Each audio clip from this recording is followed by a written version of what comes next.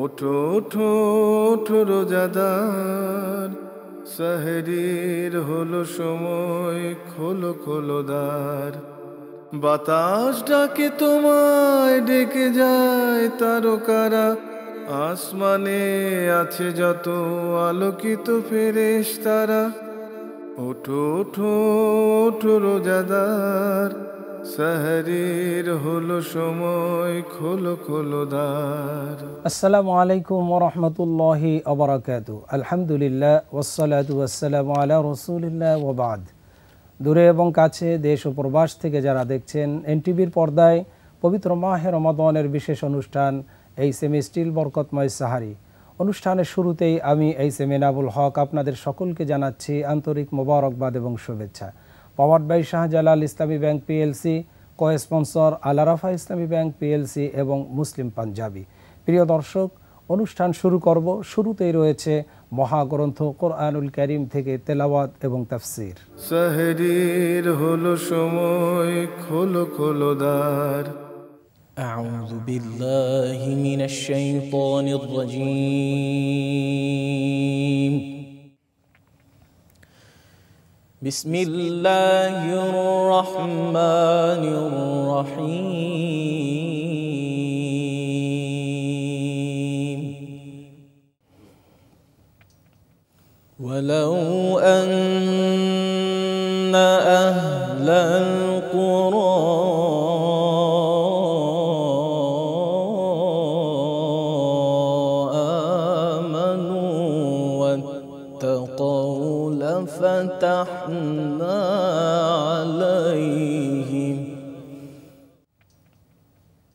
واتقوا لفتحنا عليهم بركات من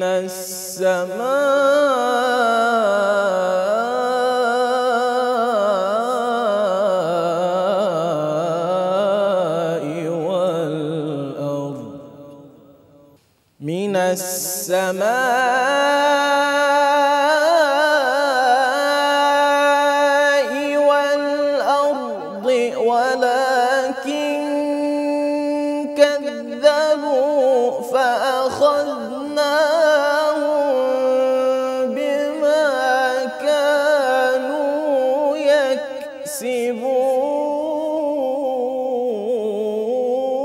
يكسبون.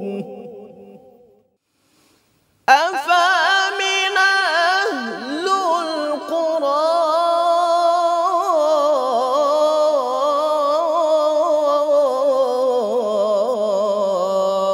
أن يأتيهم بأسنا بياتا وهم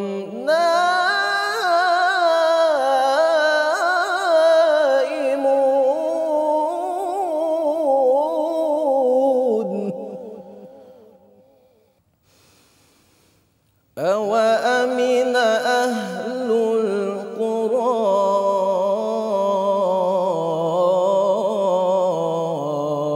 أن يأتيهم بأسنا ضحى وهم يلعبون.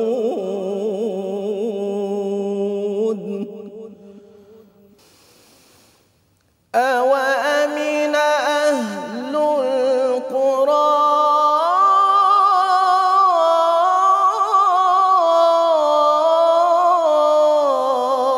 أن يأتيهم بأسنا ضحى وهم يلعبون.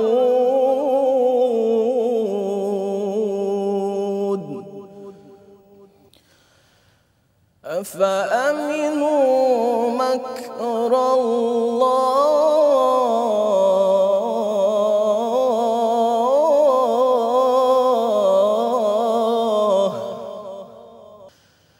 أفأمنوا مكر الله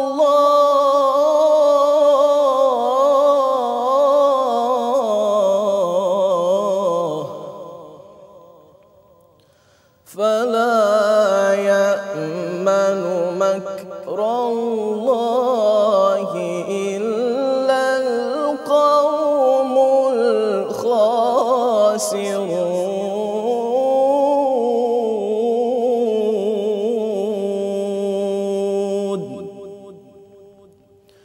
صدق الله العظيم. সাহরির হলো সময়, খোলো খোলো দ্বার। আসসালামু আলাইকুম ওয়া রাহমাতুল্লাহি ওয়া বারাকাতুহু। আলহামদুলিল্লাহি রাব্বিল আলামিন, ওয়াসসালাতু ওয়াসসালামু আলা রাসূলিহিল কারীম ওয়া আলা আলিহি ওয়া আসহাবিহি আজমাইন। বরকতময় সাহারি অনুষ্ঠান থেকে দেশ এবং প্রবাসে যারা দেখছেন সবাইকে আন্তরিক শুকরিয়া, ধন্যবাদ। তেলাওয়াতকৃত পারা নবম এবং সূরা আল আরাফ ৯৬ আয়াত থেকে ১০০ আয়াত পর্যন্ত। এখানে তেলাওয়াত করা হয়েছে আউযু বিল্লাহি মিনাশ শাইতানির রাজিম, বিসমিল্লাহির রহমানির রহিম। ওয়ালাউ আন্না আহলাল কুরা আমানু ওয়াত্তাকাউ লাফাতাহনা আলাইহিম বারাকাতিম মিনাস সামাই ওয়াল আরদ ওয়ালাকিন কাযযাবু ফাআখাযনাহুম বিমা কানু ইয়াকসিবুন। আয়াতের অনুবাদ: লোকালয়ের অধিবাসীরা যদি ঈমান আনত এবং সংযমী হতো, অর্থাৎ জনপদের অধিবাসীরা যদি আল্লাহ তাআলা এবং তার রাসূলের প্রতি ঈমান আনত, তবে আমি তাদের জন্য আকাশ ও পৃথিবীর প্রাচুর্য অবশ্যই উন্মুক্ত করে দিতাম। কিন্তু তারা নবীগণকে, রাসূলগণকে প্রত্যাখ্যান করেছে, অতএব আমি তাদের কৃতকর্মের জন্য তাদেরকে পাকড়াও করেছি, গ্রেপ্তার করেছি, অর্থাৎ তাদেরকে শাস্তির আওতায় এনেছি, তাদের উপরে শাস্তি আপতিত হয়েছে। ৯৭ নম্বর আয়াতে আল্লাহ তাআলা বলছেন, আফা আমিনা আহলুল কুরা আন ইয়াতিয়াহুম বাসুনা বায়াতাও ওয়া হুম নাঈমুন। তবে কি লোকালয়ের অধিবাসীরা নিজেদের নিরাপদ ভেবেছে যে তাদের ঘুমন্ত অবস্থায় তাদের উপর আমার শাস্তি আসবে না? ৯৮ নম্বর আয়াতে আল্লাহ তাআলা বলছেন, আওয়া আমিনা আহলুল কুরা আন ইয়াতিয়াহুম বাসুনা দুহাও ওয়া হুম ইয়ালআবুন। অথবা লোকালয়ের অধিবাসীরা বা জনপদের বাসিন্দারা তারা কি নিরাপদ ভেবেছে যে মধ্যবেলায় তারা খেলাধুলায় মগ্ন থাকা অবস্থায় তাদের উপর আমার শাস্তি আসবে না? ৯৯ নম্বর আয়াতে আল্লাহ তাআলা বলছেন, আফা আমিনু মাকরাল্লাহ ফালা ইয়ামানু মাকরাল্লাহি ইল্লাল কওমুল খাসিরুন। তারা কি আল্লাহর অমোঘ পরিকল্পনার শিকার হওয়া থেকে নিজেদেরকে নিরাপদ ভেবেছে? অর্থাৎ আল্লাহর এই শাস্তি থেকে তারা কি নিরাপদ ভেবেছে? ক্ষতিগ্রস্ত সম্প্রদায় ব্যতীত কেউই আল্লাহর অমোঘ পরিকল্পনার শিকার হওয়া থেকে নিজেকে নিরাপদ ভাবে না। সর্বশেষ তেলাওয়াতকৃত আয়াতের অনুবাদ: আওয়ালাম ইয়াহদি লিল্লাযীনা ইয়ারিসুনাল আরদা মিন বা'দি আহলিহা আল্লাউ নাশাউ আসাবনাহুম বিযুনুবিহিম ওয়া নাতবাউ আলা কুলুবিহিম ফাহুম লা ইয়াসমাউন। কোনো দেশের জনগোষ্ঠীর পরে যারা সেই দেশের মালিকানা লাভ করেছে তাদের নিকট কি প্রতীয়মান হয়নি যে আমি ইচ্ছা করলে তাদেরকে তাদের পাপাচারের কারণে শাস্তি দিতে পারি এবং তাদের অন্তরসমূহ সিলমোহর করে দিতে পারি, ফলে তারা শ্রবণ শক্তি হারিয়ে ফেলবে। আমরা এখন আয়াতে কারিমা, ৫টি আয়াতে কারিমার সংক্ষিপ্ত তাফসির শুনব ইনশাআল্লাহ। ৯৬ নম্বর আয়াতে আমরা যেখান থেকে অনুবাদ শুনেছি, সেখানে আল্লাহ তাআলা বলছেন যে যদি জনপদের অধিবাসীরা, অর্থাৎ হযরত ইউনূস আলাইহিস সালাম এর কওমের উদ্দেশ্যে আল্লাহ পাক বলছেন, কিন্তু এখান থেকে কিয়ামত পর্যন্ত সকল অধিবাসীদেরকে আল্লাহ তাআলা শিক্ষা দিচ্ছেন যে লোকালয়ের বা জনপদের অধিবাসীরা যদি আল্লাহ তাআলার প্রতি ঈমান আনে এবং তাকওয়া অবলম্বন করে, যে তাকওয়া সৃষ্টির উদ্দেশ্য নিয়ে আল্লাহ তাআলা রমজানুল মুবারকের রোজাকে ফরজ করেছেন। তিনি বলেছেন, ইয়া আইয়ুহাল্লাযীনা আমানু কুতিবা আলাইকুমুস সিয়াম কামা কুতিবা আলাল্লাযীনা মিন ক্বাবলিকুম লাআল্লাকুম তাত্তাকুন। হে বিশ্বাসী বান্দাগণ, অর্থাৎ যারা ঈমান এনেছো আমার প্রতি, কুতিবা আলাইকুমুস সিয়াম, তোমাদের জন্য আমি তোমাদের উপর রোজা ফরজ করেছি, তোমাদের উপরে রোজা ফরজ করা হয়েছে। কামা কুতিবা আলাল্লাযীনা মিন ক্বাবলিকুম, যেমনটি ফরজ করা হয়েছিল তোমাদের পূর্ববর্তী জাতির উপরেও, অর্থাৎ আমাদের উপরে রোজা নতুন ফরজ করা হয়নি, আমাদের পূর্বে যারা এসেছিল সকল নবীর উম্মতের উপরে রোজা ফরজ ছিল। কিন্তু আমাদের মতো এভাবে ধারাবাহিক 1 মাস ফরজ ছিল না।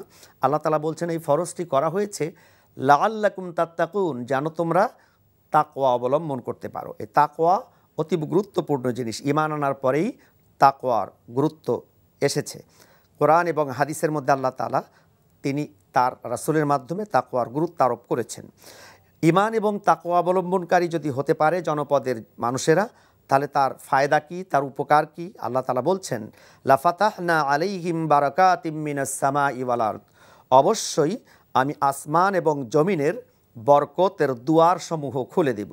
তো আল্লাহ তাআলা এখানে ওয়াদা করেছেন যে জনপদের অধিবাসীরা যদি আমার প্রতি ঈমান আনে, আমার প্রতি তাওহীদের সাথে একত্ববাদের সাথে বিশ্বাস স্থাপন করে এবং সেই সাথে তাকওয়া অবলম্বন করে, তাহলে এখানে আমরা বুঝতে পারছি শুধু ঈমান আনলেই সফলতা নয়, ঈমান আনার সাথে সাথে তাকওয়া অবলম্বন করতে হবে, মুত্তাকি হতে হবে। এখন মুত্তাকি কী জিনিস? মুত্তাকি মানে দুনিয়ার জীবনে চলার পথে পাপাচার, সকল প্রকার অপরাধ প্রবণতা এবং গুনাহের কাছ থেকে নিজেকে নিবৃত্ত রাখা, নিজেকে সেফ করা, সিকিউরিটি রাখা, বেঁচে থাকা, নিজেকে বাঁচিয়ে রাখা সকল প্রকার অনাচার থেকে। যদি এই দুইটা জিনিস, দুইটা শর্ত পালন করা যায়, তাহলে আল্লাহ তাআলা তাদের জন্য ওয়াদা করেছেন লাফাতাহনা আলাইহিম বারাকাতিম মিনাস সামাই ওয়াল আরদ। তিনি বলেছেন অবশ্যই আমি খুলে দেব আসমান এবং জমিনের বরকতের দুয়ারসমূহ। এই আসমান জমিনের বরকতের দুয়ারসমূহ কি? তাফসিরের মধ্যে এসেছে, তাফসিরে তাবারির মধ্যে এসেছে, বিভিন্ন তাফসির গ্রন্থের মধ্যে, তাফসিরে বাগবীর মধ্যে বলা হয়েছে যে আসমানের বরকত বলতে আল্লাহ তাআলা আসমান থেকে বৃষ্টি অবতীর্ণ করে পরিমিত বৃষ্টি দিয়ে জমিনের ফসল উৎপাদন করবেন এবং তার বান্দাদের জন্য, ঈমানদার মুত্তাকি বান্দাদের জন্য অপরিমিত খাদ্য এবং রিজিক আল্লাহ তাআলা দান করবেন। অর্থাৎ আসমান থেকে পরিমাণ অনুযায়ী বৃষ্টি দিবেন এবং সেই বৃষ্টিপাতের পরে জমিনের মধ্যে আল্লাহ তাআলা ফসল উৎপাদনের যোগ্যতা জমিনকে দিবেন। ওয়ালাকিন কাজ্জাবু, কিন্তু তারা অস্বীকার করেছে, অবিশ্বাস করেছে। কি অবিশ্বাস করেছে? যত নবী রসুল তাদের কাছে পাঠানো হয়েছে এবং নবী রসুলগণ যে দাওয়াত দিয়েছেন তাদেরকে আল্লাহ তাআলার প্রতি, আখেরাতের দিনে, কিয়ামতের দিনে আল্লাহ তাআলার সামনে দাঁড়িয়ে দুনিয়ার জীবনের হিসাব নিকাশ দিতে হবে, সে বিষয়ে তারা অস্বীকার করেছে। তাকদীরের প্রতি তারা অস্বীকার করেছে, এজন্য তারা পাপাচারে লিপ্ত হয়েছে। ফাআখাযনাহুম বিমা কানু ইয়াকসিবুন, অতএব আমি তাদের কৃতকর্মের জন্য তাদেরকে পাকড়াও করেছি, তাদেরকে শাস্তির আওতায় এনেছি, তাদেরকে শাস্তি দিয়েছি। আফা আমিনা আহলুল কুরা আইয়া আতিয়াহুম বাসুনা বায়াতাম ওয়া হুম নাইমুন, তবে কি লোকালয়ের বাসিন্দারা নিজেদেরকে নিরাপদ ভেবেছে যে তাদের ঘুমন্ত অবস্থায় তাদের উপর আমার শাস্তি আসবে না? অথবা লোকালয়ের বাসিন্দারা কি তাদের নিজেদেরকে নিরাপদ ভেবেছে যে মধ্যাহ্নবেলায়, দিনের বেলা তারা নিশ্চিন্তে খেলাধুলায় মগ্ন থাকবে অথচ আমার শাস্তি আসবে না? এখানে তাফসির কারকরা লিখেছেন যে ঈমান হচ্ছে ভয় এবং আশার মাঝখানে। আল ঈমান মা বাইনাল খাউফ আর রাজা। যারা প্রকৃত ঈমানদার এবং মুত্তাকি তারা কখনো পাপাচারে লিপ্ত হতে পারে না এবং অসাবধান জীবনযাপন করতে পারে না, অসতর্ক অবস্থায় জীবনযাপন করতে পারে না। তারা সদা সর্বদা আল্লাহর শাস্তির ভয়ে নিজেকে সকল প্রকার পাপাচার থেকে নিবৃত্ত রাখতে চেষ্টা করে, বাঁচিয়ে রাখতে চেষ্টা করে। পক্ষান্তরে যারা বেঈমান, যারা অবিশ্বাসী, যারা কাফের, যারা আখেরাতকে বিশ্বাস করে না, তারা সদা সর্বদা নিজেদেরকে নিরাপদ ভাবে। তারা চিন্তা করে যে আল্লাহর শাস্তি আসুক বা নাই আসুক আমরা নিরাপদ থাকব। এটা আসলে তাদের অজ্ঞতা ছাড়া কিছু নয়। আল্লাহ তাআলা এরপর ৯৯ নম্বর আয়াতে বলেছেন, তারা কি আল্লাহর অমোঘ পরিকল্পনার শিকার হওয়া থেকে নিজেদেরকে নিরাপদ ভেবেছে? অর্থাৎ যারা ঈমানদার হতে পারেনি, যারা মুত্তাকি হওয়ার মতো সৌভাগ্য অর্জন করতে পারেনি, যে মুত্তাকিদের ব্যাপারে আল্লাহ তাআলা ওয়াদা করেছেন ইন্নালিল মুত্তাকিনা মাফাজা, নিশ্চয় মুত্তাকিদের জন্যই প্রকৃত সফলতা। যারা ঈমানদার এবং মুত্তাকি তাদের জন্যই সফলতা, কারণ তারা সদা সর্বদা নিজেদেরকে সতর্ক অবস্থায় পরিচালিত করে। আর যারা অপরাধী, যারা পাপী, যারা অবিশ্বাসী, তাদের উদ্দেশ্যে আল্লাহ তাআলা কোরআনে কারিমের অন্যত্রে বলেছেন, ও আনিবু ইলা রব্বিকুম ও আসলিমু লাহু মিন ক্বাবলি আন ইয়াতিয়াকুমুল আযাবু সুম্মা লা তুনসারুন ওয়াত্তাবিউ আহসানা মা উনজিলা ইলাইকুম মির রাব্বিকুম মিন ক্বাবলি আন ইয়াতিয়াকুমুল আযাবু বাগতাতান ওয়া আনতুম লা তাশউরুন।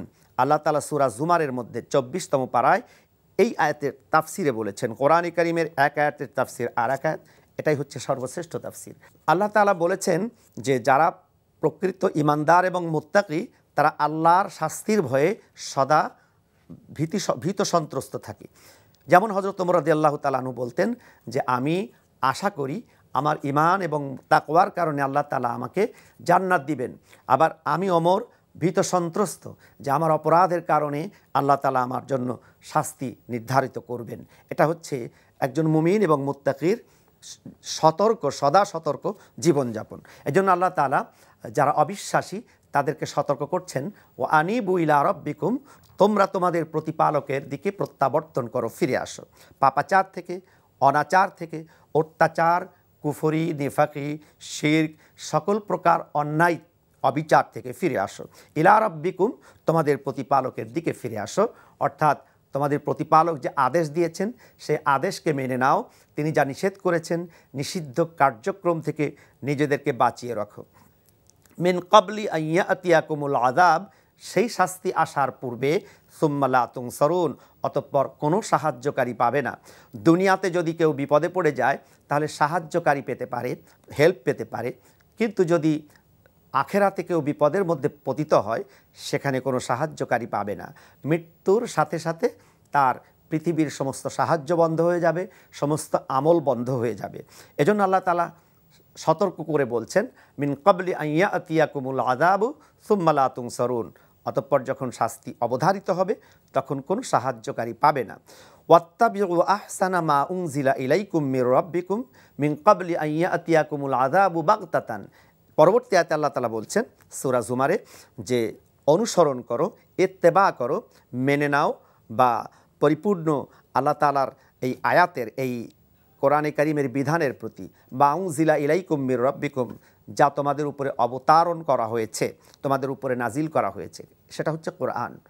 মিন ক্বাবলি আন ইয়াতিয়াকুমুল আযাবু বাগতাতান, তোমাদের উপরে নির্ধারিত শাস্তি আসার পূর্বে, বাগতাতান মানে হঠাৎ, অর্থাৎ আয়াতে কারিমার তাফসিরে আমরা দেখতে পাই যে আল্লাহ তাআলা বলছেন কাউকে শাস্তি দেওয়ার পূর্বে তাকে সতর্ক করা হয় না, বরং হঠাৎ করে তাকে শাস্তির আওতায় আনা হয়। অর্থাৎ মানুষ যেন মনে না করে যে আমার শাস্তি আসার পূর্বে আমাকে জানিয়ে দেওয়া হবে, তখন আমি অপরাধ প্রবণতা থেকে আল্লাহর পথে ফিরে আসবো না, বরং মানুষ জানে না সে কখন মৃত্যুবরণ করবে, মানুষ জানে না কখন তার উপরে শাস্তি আপতিত হবে।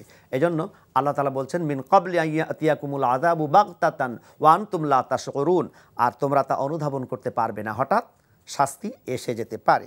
আল্লাহ তাআলা এবার 100 নম্বর আয়াতে বলছেন, আওয়ালাম ইয়াহদি লিল্লাযীনা ইয়ারিসুনাল আরদা মিন বা'দি আহলিহা আল্লাউ নাশাউ আসাবনাহুম বিযুনুবিহিম, কোন দেশের জনগোষ্ঠীর পরে যারা সেই দেশের মালিকানা লাভ করেছে, অর্থাৎ ক্ষমতায় এসেছে, আসার পর তাদেরকে এই প্রতীয়মান হয়নি, অর্থাৎ তারা কি তাদের পূর্ববর্তী যারা ক্ষমতায় ছিল তাদের থেকে শিক্ষা গ্রহণ করেনি যে আমি ইচ্ছা করলে তাদেরকে তাদের পাপাচারের কারণে তাদেরকেও শাস্তি দিতে পারি, অর্থাৎ পূর্ববর্তী যাদেরকে শাস্তি দিয়েছি তাদের মতো অথবা তাদের চাইতেও আরও কঠিন শাস্তির আওতায় আনতে পারি এবং তাদের অন্তরসমূহ সিলমোহর করে দিতে পারি। সবচেয়ে বড় শাস্তি হচ্ছে হেদায়েত প্রাপ্ত না হওয়া, অর্থাৎ আল্লাহ তাআলার ভয়ে তাওবা করার সুযোগ না পাওয়া, প্রত্যাবর্তন করার সুযোগ না পাওয়া। আল্লাহ তাআলা বলছেন, ওয়ানিবু ইলা রাব্বিকুম ওয়া আসলিমু লাহু মিন ক্বাবলি, তোমাদের প্রতিপালকের দিকে প্রত্যাবর্তন করো এবং সারেন্ডার করো, আত্মসমর্পণ করো, তোমাদের উপরে শাস্তি আসার পূর্বে, যখন শাস্তি এসে যাবে তখন কোনো সাহায্যকারী পাবে না এবং যখন হঠাৎ শাস্তি আসবে অনুধাবন করতে পারবে না। তো আমরা এই 5টি আয়াতে কারিমা থেকে এই শিক্ষাই গ্রহণ করতে পারি যে সদা সতর্ক থাকতে হবে এবং আল্লাহর শাস্তির ভয়ে ঈমান এবং তাকওয়া হাসিল করতে হবে। রমজানুল মুবারকের এই মহিমান্বিত মাসে সিয়াম সাধনার মধ্য দিয়ে আল্লাহ তাআলা যেন আমাদের ঈমানকে দৃঢ় করার তৌফিক দান করেন এবং খাঁটি মুত্তাকি হওয়ার তৌফিক দান করেন। আল্লাহ তাআলা আমাদের সবাইকে কবুল করেন, আমিন। আমা তাওফিকুনা ইল্লা বিল্লাহ, হাদা মা ইনদি ওয়াল ইলমু ইনদাল্লাহ, আলাইহি তাওয়াক্কালতু ইলাইহি উনীব। আসসালামু আলাইকুম ওয়া রাহমাতুল্লাহি ওয়া বারাকাতুহু। প্রিয় দর্শক, অনুষ্ঠানের পর্যায়ে রয়েছে বিষয়ভিত্তিক আলোচনা। আর আজকে আমরা যে বিষয়টি নির্ধারণ করেছি তা হচ্ছে শিক্ষা ব্যবস্থায় প্রাথমিক শিক্ষা হিসাবে ইসলামী শিক্ষার গুরুত্ব। প্রিয় দর্শক, এ বিষয়ের উপর আলোচনা করার জন্য আমরা স্টুডিওতে দুজন স্বনামধন্য আলেমে দ্বীনকে মেহমান হিসাবে আমন্ত্রণ করেছি। আসুন প্রথমেই আমাদের মেহমানদ্বয়ের সাথে আপনাদেরকে পরিচয় করিয়ে নিচ্ছি। প্রথমে আমার ডান দিক থেকে রয়েছেন বিশিষ্ট ইসলামী চিন্তাবিদ জনাব মাওলানা রাশিদুল হাসান রাশেদ সিদ্দিকী। আসসালামু আলাইকুম ওয়া রাহমাতুল্লাহি ওয়া বারাকাতুহু। এরপরে রয়েছেন আরেকজন ইসলামী চিন্তাবিদ জনাব মাওলানা হাফেজ মাহমুদুল্লাহ। আসসালামু আলাইকুম রহমতুল্লাহি ওয়া বারাকাতুহু। ওয়ালাইকুম আসসালাম রহমতুল্লাহি ওয়া বারাকাতুহু। আপনারা কেমন আছেন? জি আলহামদুলিল্লাহ ভালো আছি, আপনি ভালো আছেন? আপনাদেরকে স্বাগতম জানাচ্ছি। প্রিয় দর্শক, প্রাথমিক শিক্ষা মানুষের জীবনের, বিশেষ করে মুসলমানদের সন্তানগুলিকে একেবারে ছোট বয়স থেকে প্রথমেই ইসলামী শিক্ষা দিতে হবে। এই শিক্ষার গুরুত্বের উপরে ইসলাম যেই তাগাদা দিয়েছে, বারবার করে ইসলাম তার পিতামাতার প্রতি, গার্ডিয়ানের প্রতি, অভিভাবকের প্রতি যে তাগাদা দিয়েছে তার গুরুত্ব বহন করেই বোঝা যায় যে ছোট্ট বয়স থেকে যদি শিশু সন্তানদেরকে ইসলাম শিক্ষা না দেওয়া হয়, এই শিশুটি পরবর্তীতে এসে ইসলাম কি জিনিস এটাই তারা বুঝতে পারে না। এই জন্য আমরা বিষয়টি নির্ধারণ করেছি গুরুত্ব বহন করেই যে প্রাথমিক শিক্ষা হিসাবে ইসলামী শিক্ষার গুরুত্ব অত্যন্ত গুরুত্বপূর্ণ একটি বিষয়। আসুন এ বিষয়ে আমরা আমাদের আলোচকদের কাছ থেকেই আমরা আলোচনা শুনব। প্রথমে আমি মাওলানা রাশিদুল হাসান রাশেদ সিদ্দিকী সাহেবের কাছে যাচ্ছি যে প্রাথমিক শিক্ষা ব্যবস্থায় একেবারে ছোট্ট বয়স থেকে বাচ্চাদেরকে, মুসলিম সন্তানদেরকে পিতামাতা, তার গার্ডিয়ান যেই থাকুক, অভিভাবক হিসাবে যারাই থাকবে, পিতামাতা হলো যদি থাকে, পিতামাতা যদি নাও থাকে, তার যে গার্ডিয়ান অভিভাবক থাকবে, তাদের কর্তব্য হচ্ছে, দায়িত্ব হচ্ছে যে ছোট্ট শিশুকে, মুসলিম সন্তানদেরকে ইসলামী শিক্ষা দেওয়া। এ ব্যাপারে ইসলাম কি বলেছে? আলহামদুলিল্লাহ, আলহামদুলিল্লাহি ওয়া কাফা ওয়া সালামুন আলা ইবাদিহিল্লাযিনা ইসতাফা, আম্মা বা'দ। অত্যন্ত গুরুত্বপূর্ণ, প্রাণবন্ত, বস্তুনিষ্ঠ এবং তথ্য সমৃদ্ধ প্রশ্ন আমাকে উপস্থাপন করেছেন আলহামদুলিল্লাহ। বর্তমান প্রেক্ষাপট অনুযায়ী এই বিষয় নিয়ে আলোচনা অবশ্যই করা দরকার। আল্লাহ রাব্বুল আলামিন কোরআন আল কারীমের মধ্যে সূরা বাকারার মধ্যে কত চমৎকার করে বলেছেন, ক্বালু সুবহানাকা লা ইলমা লানা ইল্লা মা আল্লামতানা ইন্নাকা আনতাল আলিমুল হাকীম।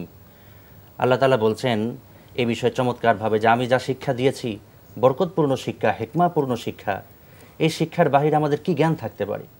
আল্লাহ তাআলা পবিত্র কোরআনে কোরআন নাজিলের পরে প্রথম যে আয়াতে কারিমা নাজিল করেছেন, ইকরা বিসমি রাব্বিকাল্লাযী খলাক, রবের নামে, প্রভুর নামে আমাদেরকে পড়া শুরু করতে হবে। আপনি গুরুত্বপূর্ণ একটা বিষয় আমাকে উপস্থাপন করেছেন।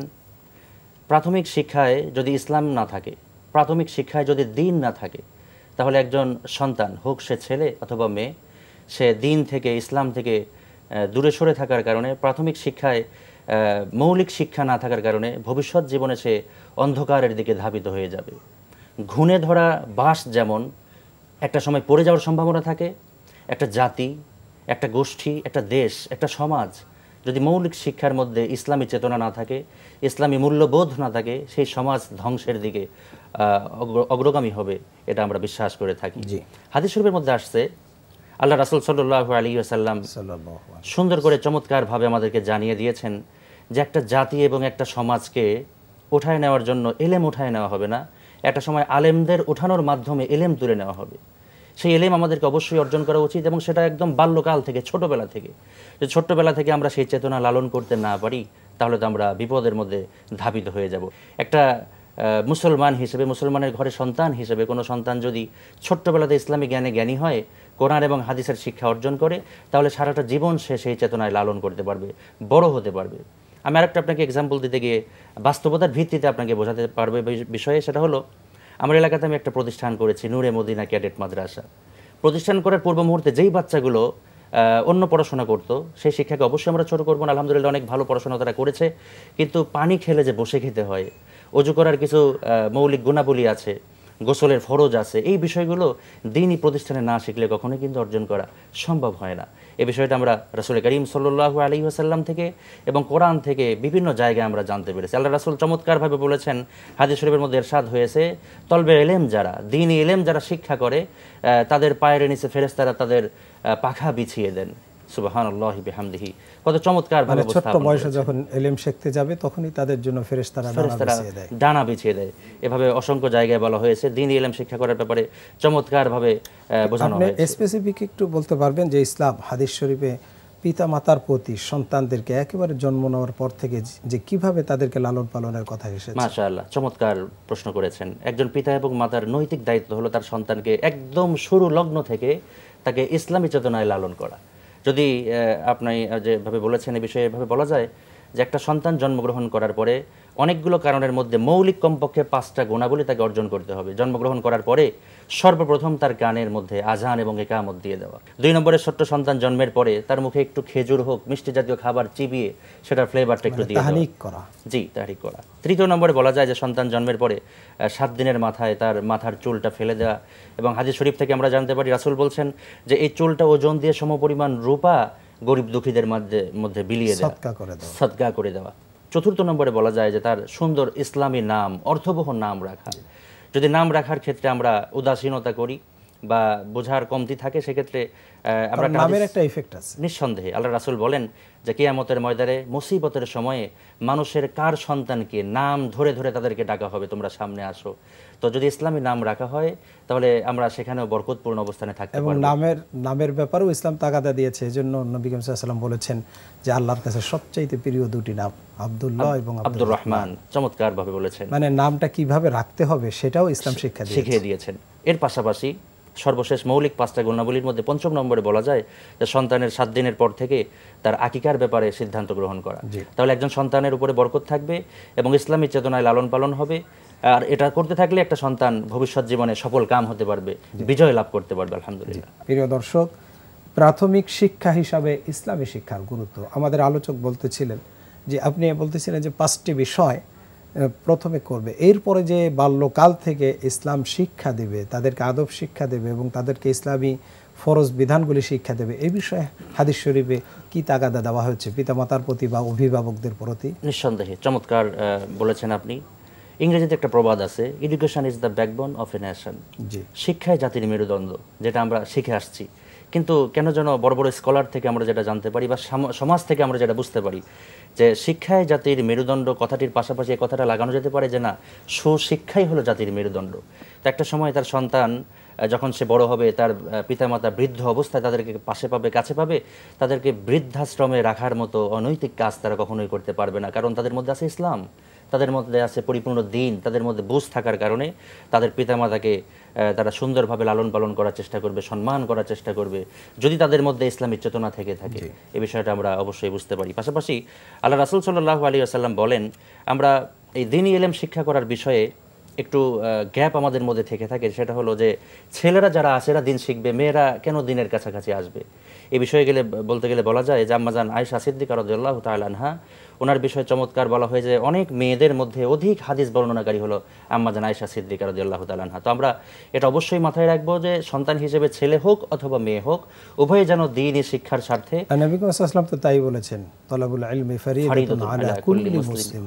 এখানে নর এবং নারীকে উভয়ের কথা বলা হয়েছে। জি, এজন্য আমরা আমাদের অবশ্যই সন্তানদেরকে জেনারেল হোক, মাদ্রাসাতে পড়ুক, মক্তবে পড়ুক, ক্যাডেট মাদ্রাসায় পড়ুক, যে অবস্থায় থাকুক না কেন, অবশ্যই ছোট্টবেলা থেকে যেন তাদের মধ্যে দ্বীন এবং ইসলাম এটা শেখানোর সুযোগ আমাদের তৈরি হয়, তাহলে দেশ এবং সমাজ আলোকিত হয়ে যাবে। আপনার কাছে আবারও আসবো। আমি চলে যাচ্ছি মাওলানা হাফেজ মাহমুদুল্লাহ সাহেবের কাছে, যে আমাদের সন্তানগুলিকে যদি পিতামাতা প্রথমে যদি ইসলামের শিক্ষাটা দেয়, যে চারা গাছ যেমন বীজ যেমন হবে চারাটা তেমনই ফলে, আবার গাছটাও সেভাবেই হয়, ফলটাও আবার সেভাবে আসে। সুতরাং যদি এই সন্তানগুলিকে আমাদের সমাজে ছোট্টকাল থেকে যদি ইসলামের শিক্ষা, প্রাথমিক যে শিক্ষাগুলি, এটা যদি প্রথমে যদি ইসলামের শিক্ষাগুলি, হালাল হারামগুলি দেওয়া হয়, তারপরে আল্লাহর পরিচয় যদি দিয়ে দেওয়া হয়, প্রথমেই আল্লাহর পরিচয় যদি দেওয়া হয় যে কে আমাদের স্রষ্টা, কে আমাদের মালিক, কেন আমাদেরকে পৃথিবীতে পাঠিয়েছেন, তোমরা কিভাবে এই পৃথিবীতে জীবনযাপন করবে, এই যে প্রাথমিক শিক্ষাগুলি, দ্বীন শিক্ষা যেটাকে বলে, এই শিক্ষার গুরুত্বটা কি যদি আপনি বলতেন? আলহামদুলিল্লাহ রব্বিল আলামিন ওয়াসসালাতু ওয়াসসালামু আলা আশরাফিল আম্বিয়া আল মুরসালিন ওয়া আলা আলিহি ওয়া আসহাবিহি আজমাইন। وقال تعالى اقرأ باسم ربك الذي خلق। ভাই যে প্রশ্ন করেছেন যে অত্যন্ত চমৎকার এবং গুরুত্বপূর্ণ একটি প্রশ্ন, যা হচ্ছে কি ছোট্টবেলায় দিন ধর্মর শিক্ষা এটা মা বাবার কাছে কতটুকু গুরুত্ব রাখে। আমি বলবো কুল্লু মৌলুদিন ইউলাদু আলাল ফিতরা। আমরা যখন মায়ের গর্ভ থেকে আমরা যখন ডুলনা হয়ে আমরা দুনিয়াতে পদার্পণ করি, তখন আমাদের কিছুই জানা থাকে না। আমরা আস্তে আস্তে আস্তে আস্তে বেড়ে উঠি। এই 1-2 বছর যাইতেই আমাদের মুখের সেই কথাগুলো আস্তে আস্তে বের হয়। আমার মা বাবা আমাকে যাহাই শিখাবে আমি তাহাই শিখি। আমার মা বাবা যদি আমাকে ধর্মীয় জ্ঞান শিখায়, আমি অবশ্যই ধর্মীয় জ্ঞানে আমি বড় হব। আমার মা বাবা যদি আমাকে ধর্মীয় জ্ঞান না শিখায়, তাহলে আমি পাশ্চাত্যর যেই লালন পালিত যেভাবে আমরা বেড়ে উঠব সেভাবে হব। সেজন্য আমরা যারা মুসলিম ফ্যামিলি প্রাউড ফিল করি, আমরা গর্ববোধ করি আল্লাহ রাব্বুল আলামিন আমাদেরকে যে একটি মুসলিম ফ্যামিলিতে জন্মগ্রহণ করেছেন। এজন্য আমাদের প্রথমত আমাদের শ্রদ্ধাভরে মা বাবাকে স্মরণ করি যে ওনারাই প্রথমে আমাদেরকে কানে আজান দিয়ে একামত দিয়ে আমাদেরকে সেই ইসলামের প্রতি যে শিক্ষা, সেটা প্রাথমিক শিক্ষাটা আমাদেরকে প্রথমেই যেদিন আমি জন্মগ্রহণ করেছি সেদিনে দিয়ে দিয়েছে।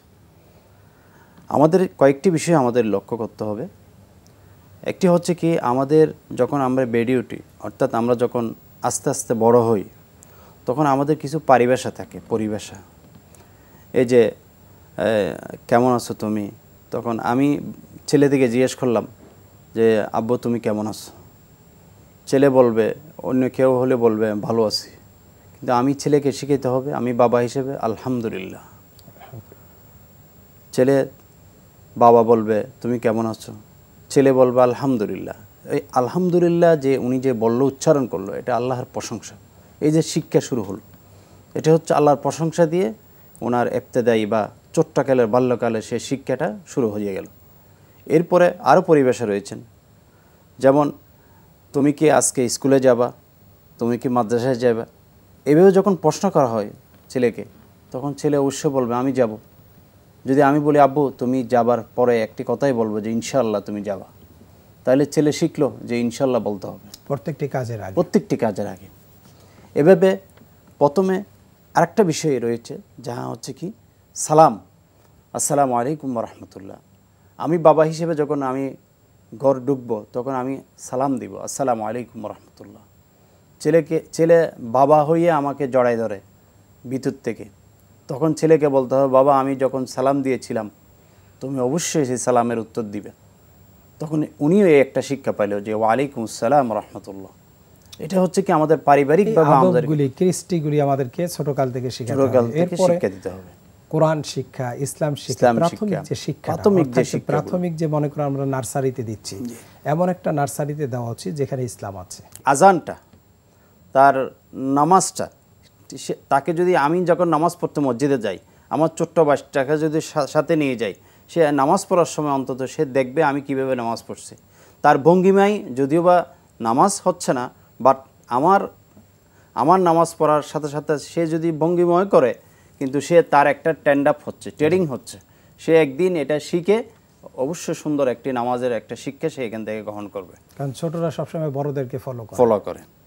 সাথে আরেকটা বিষয়, আমরা ছেলেদেরকে আমরা ডাকার সময়, আমরা অনেক সময় আমরা ডাকার সময় নামটা সুন্দর করে উচ্চারণ করে ডাকা দরকার। আমরা এখন অনেকে বেবি বলে ডাকি। আমাদেরকে প্রত্যেক মানুষকে আল্লাহ পাক একটি সুন্দর নাম দিয়েছেন।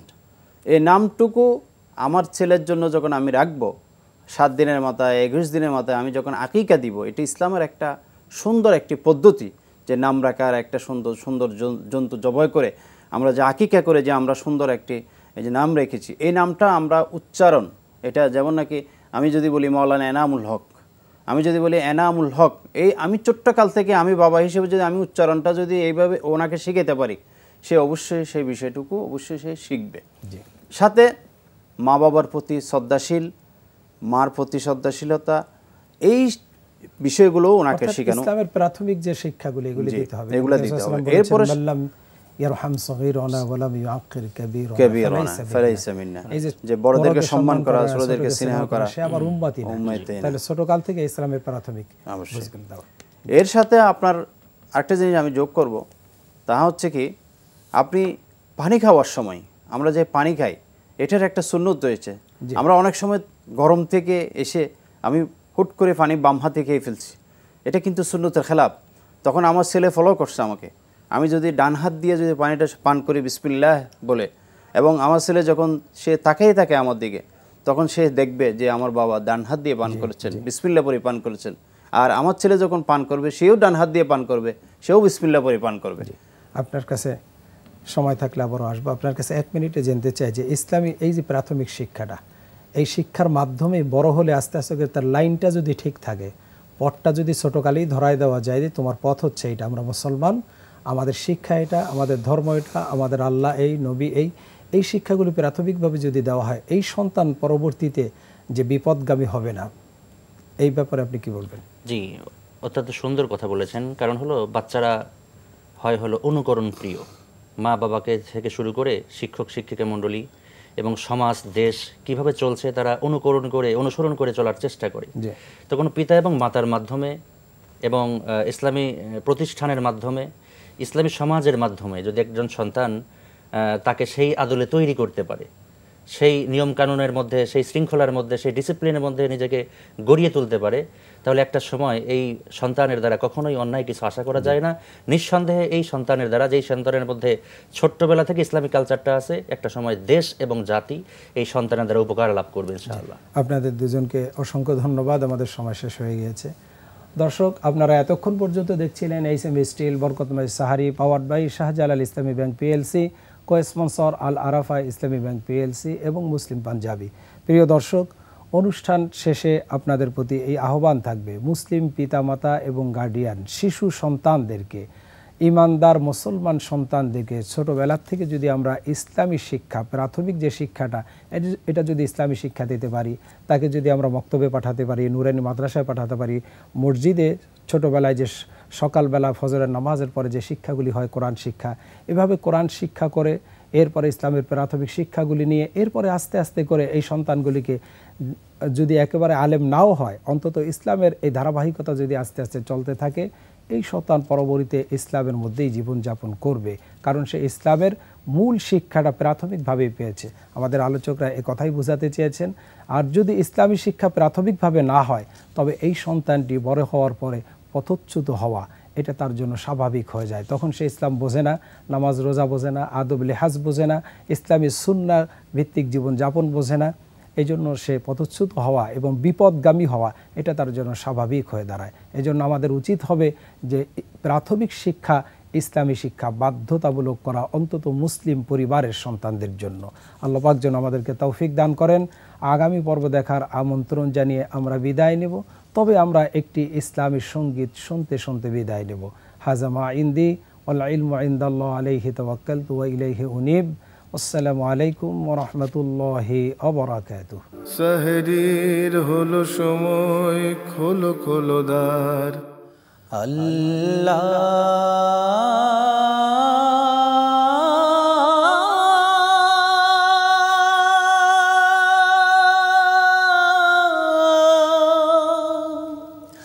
তোমারি নামের গুণে আমি ভালো আছি, সব মুসিবতে বিপদে আপদে তোমার করুণা যাচি।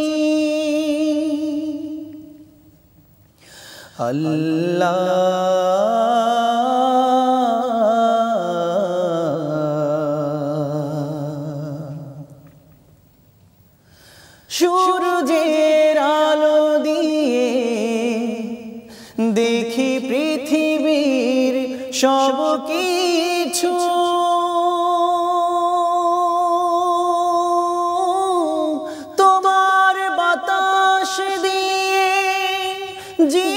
জীবন চালায়, মানুষ পাখি সব পশু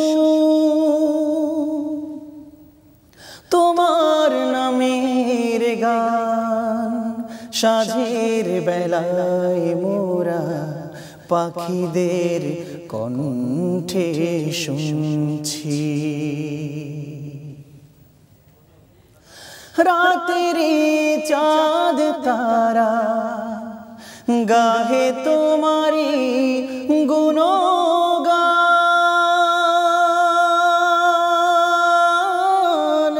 জোনাক জ্বলে জ্বলে জানায় তোমার সৃষ্টি রাজি অফুরান। তোমার রহম ছায়ায় আশ্রয় নিয়ে আমরা দিবানিশি চলছি।